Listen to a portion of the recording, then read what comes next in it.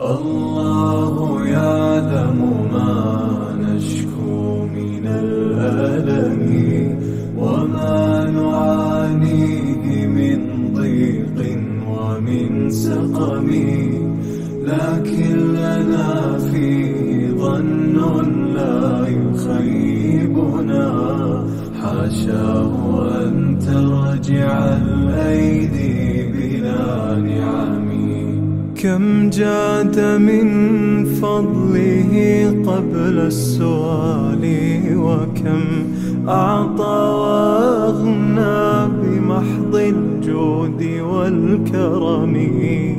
الله يعلم ما نشكو من الألم وما نعاني